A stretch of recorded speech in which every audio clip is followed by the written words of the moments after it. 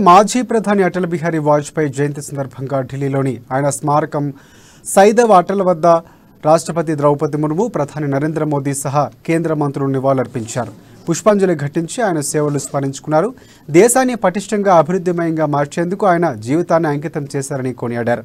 ఆయన అభివృద్ధి కార్యక్రమాలు మిలియన్ల మంది భారతీయులపై సానుకూల ప్రభావం చూపాయని ప్రధాని మోదీ పేర్కొన్నారు.